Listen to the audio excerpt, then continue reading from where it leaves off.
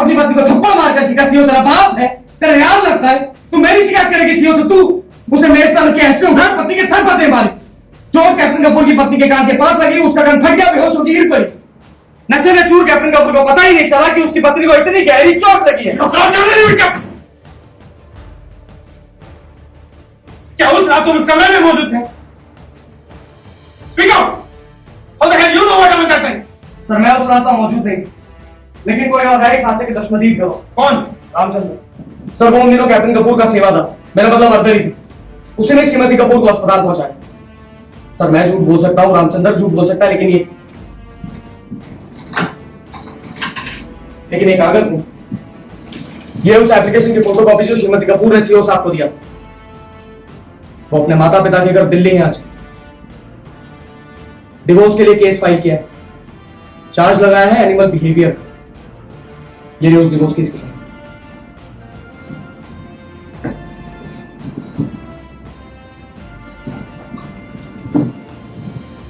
कि मुझे तो बताया गया था कि पैर फिसल कर गिरने की वजह से कैप्टन कपूर की वाइफ के सिर पे चोट लगी थी।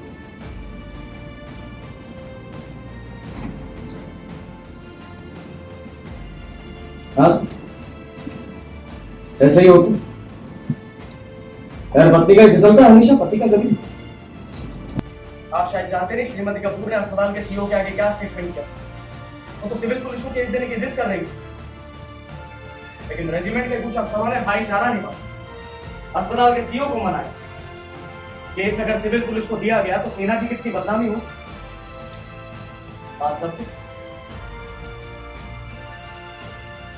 लेकिन कैप्टन कपूर की पत्नी तो एक योद्धा औरत, उसने और अत्याचार सहने से इनकार कर दिया, तलाक मांगा है पति से। उसने कोर्ट को लिख कर दिया है कि उसका जीवन खतरे में है, खुद अपने पति के हाथों, कैप्टन बीडी कपूर के हाथ। अगर कोर्ट चाहे तो अस्पताल के सीईओ और अफसरों को पेश कर सकता हूं, जिन्होंने बीच बचाव करके केस दबाया। तुम्हारा नक्सलाइट हो, तुम्हारा बड़ा भाई नक्सलाइट था, पुलिस का तो एक और को मारा गया। तुम्हारे खून में भी वही बगावत है। तुम सारी सारी फौज को बदनाम कर रहे हो। You don't believe नक्सलाइट, मेरे दिल सामने नहीं बोलूंगा। Don't do that, Lakshmi. चलो मुझे। साहब बैठ जाओ।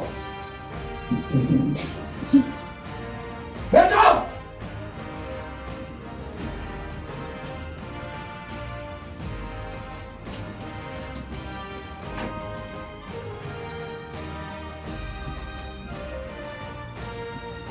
गार्ड विश्राम।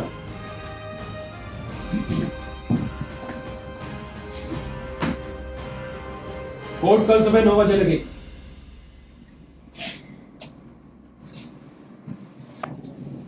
कैप्टन कपूर ने ठीक कहा, मेरा बड़ा भाई एक नक्सलवादी था जो पुलिस के हाथों एनकाउंटर में मारा गया।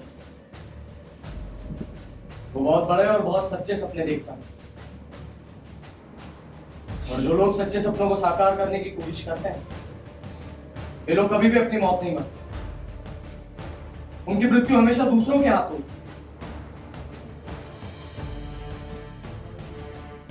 लेकिन ये भी सच है कि मेरा बड़ा भाई न्याय की जो लड़ाई बंदूक की ताकत से लड़ रहा था, वही लड़ाई में कानून की ताकत से लड़ रहा था। हमारे वंश में लोगों को न्याय युद्ध की आदत पड़ चुकी है, सैकड़ों सालों से। कैप्टन कपूर को शायद ये पता नहीं कि अगर मेरा बड़ा भाई नक्सलवादी था तो मेरे पिता आजकल कलकत्ता हाईकोर्ट में जज। और कैप्टन कपूर, आपने किसी बहुत बड़े राष्ट्रीय रहस्य का उद्घाटन नहीं किया। सेना में भर्ती होने से पहले पुलिस वाले पूछताछ करते हैं परिवार के बारे में, चरित्र के बारे में। तो बात ना सिर्फ पुलिस को पता है, भारत सरकार को भी पता। फिर भी मुझे सेना में रख लिया और आप जैसे अफसर के खिलाफ केस लड़ने के लिए भेज दिया।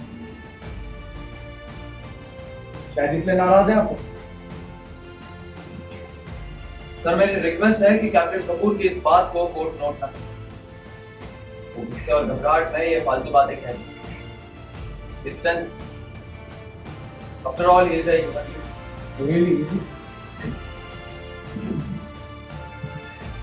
आपका मतलब है गुस्से और घबराहट में कैप्टन कपूर को पता ही नहीं चलता कि वो क्या कह रहा है, क्या कर रहा है। मुझे पूरी कोई शायद अपने होशो हवास सुध-बुध खो बैठे। न्याय की लड़ाई उसको रुक तो नहीं जाएगी। लगता है आप इस बार गलत तरफ से युद्ध कर रहे हैं, हत्यारे की तरफ से। इस बात पर सोचने विचारने और निर्णय लेने का काम ना आपका है ना मेरा। ये काम तो इस ऑनरेबल कोर्ट का। ये तो कोर्ट सोचे कि एक सीधा साधा अनुशासन प्रिय सैनिक अपने ही अफसरों पर गोली क्यों चला बैठा। कहीं ऐसा तो नहीं कि ये डर ये भय रामचंद्र के मन में घर कर बैठ गया था कि उस पर कभी भी घातक हमला हो सकता है। और जब बंद हो गए सारे के सारे रास्ते तो उसने शमशीर उठा दी।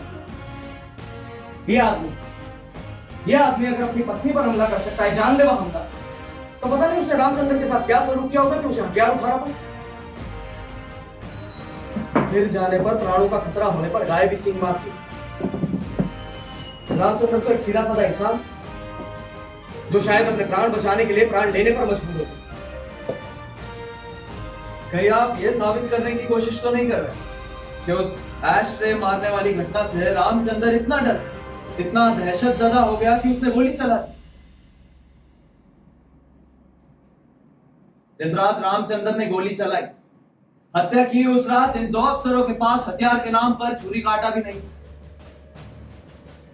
ये कोर्ट मार्शल, सबूत और गवाहियों के आधार पर हो रहा कोर्ट मार्शल। सच बिल्कुल साफ है, पानी की तरह साफ, और आप इसे सेल्फ डिफेंस साबित करने की कोशिश कर रहे हैं। कौन आदमी कब कैसे और क्यों कर जानवर बन जाता है, इस बहस की जगह ये कोर्ट मार्शल है। लगता है कैप्टन राय किसी साइकोलॉजी के सेमिनार में पेपर पढ़ने आए हैं, कोर्ट मार्शल में वकालत करने में। आप ठीक कहते हैं मेजर,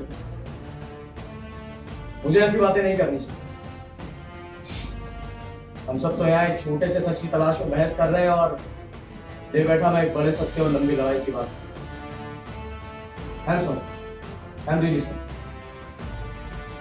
सर, मेरी कोर्ट से प्रार्थना है कि सूबेदार साहब को फिर से गवाही के लिए बुलाया जाए। मुझे उनसे कुछ और सवाल पूछना।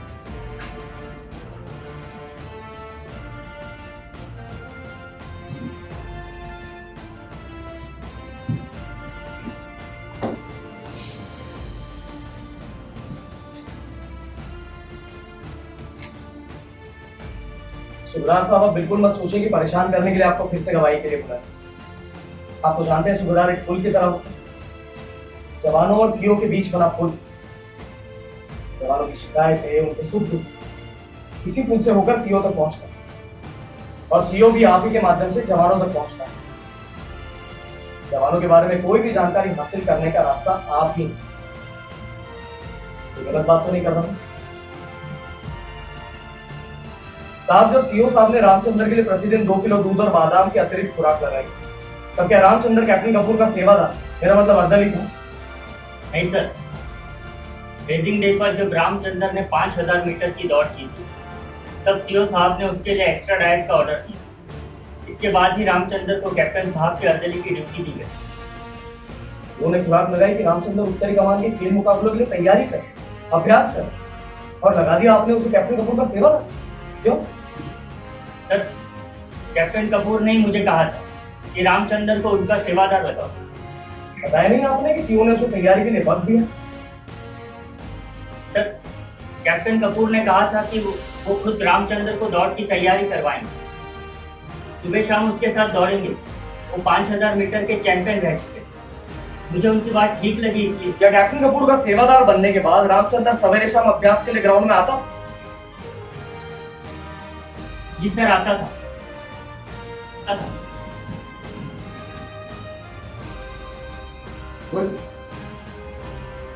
कितने बार आया महीने? 2 या 3 बार। साहब ऊंचा बोलिए, ऊंचा। कोर्ट को आपकी आवाज सुनाई देनी चाहिए। महीने में 2 या 3 बार आया प्रैक्टिस के लिए। सीओ ने खुराक लगाई और रामचंद्र प्रैक्टिस के लिए नहीं आया, ये तो गलत बात है। जी सर। तब क्या किया आपने? रामचंद्र के खिलाफ कोई एक्शन लिया?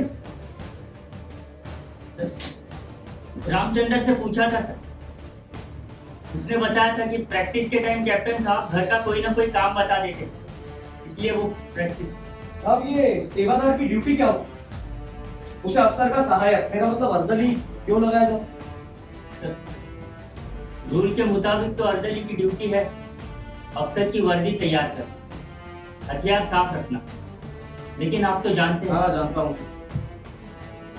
सेवादार तो अफसर का निजी नौकर, पर्सनल सर्वेंट बन के रह जाओ। बाजार से सामान लाओ, खाना बनाओ, बच्चों को स्कूल छोड़ने जाओ, मेम साहब के कपड़े प्रेस करो और साहब को हमेशा खुश रखो। लेकिन इसमें आपका क्या दोष? आप तो अपने से छोटों के खिलाफ एक्शन ले सकते, अपनों से बड़ों के खिलाफ शिकायत तो नहीं कर सकते ना? लेकिन सर, नॉर्दर्न कमांड के खेलों से पहले मैंने रामचंद्र को कैप्टन साहब के अर्दली की ड्यूटी से बदल दिया। सिर्फ 10 दिन की लगातार प्रैक्टिस करके उसने ये मुकाबला जीत लिया सर।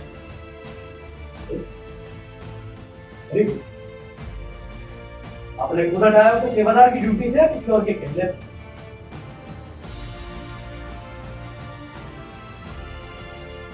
आप जवाब दो। रामचंद्र को हटाने के लिए सीओ साहब ने आपको बताया था?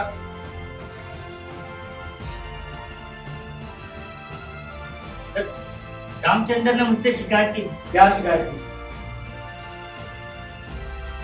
सर, आप तो जानते हैं रामचंद्र छोटी जाति का है।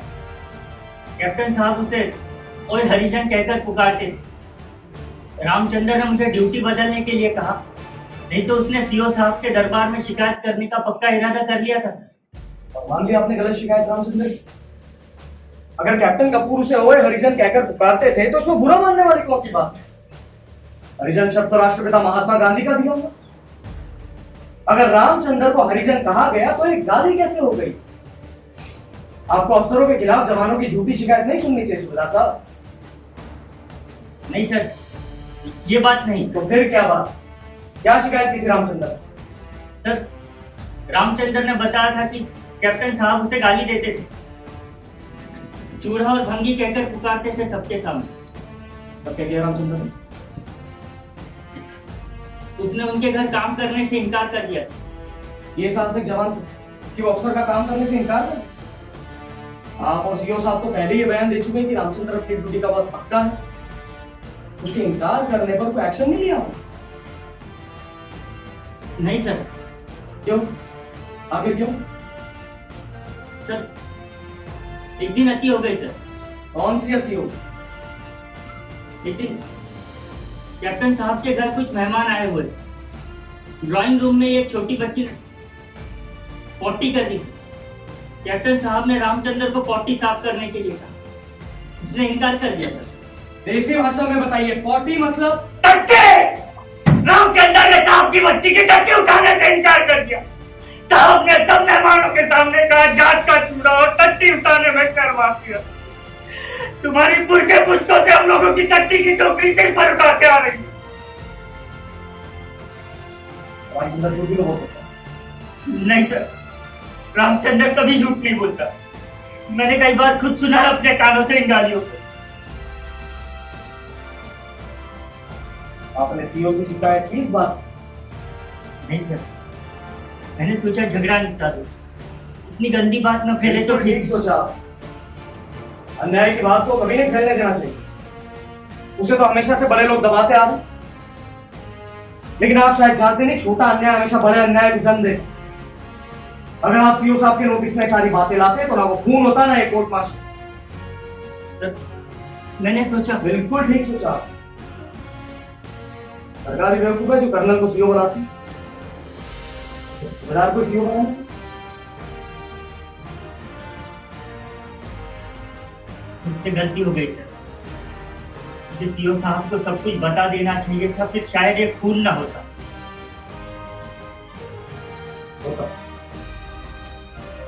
खून फिर भी हो। आपसे कोई गलती नहीं हुई सूबेदार साहब, इस व्यवस्था का यही नियम है।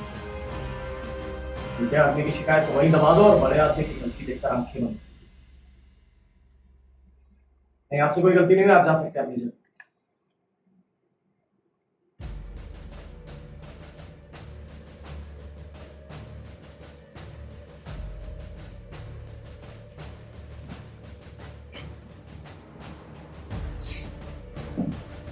सर, मुझे कैप्टन कपूर से कुछ सवाल पूछने की आज्ञा दीजिए।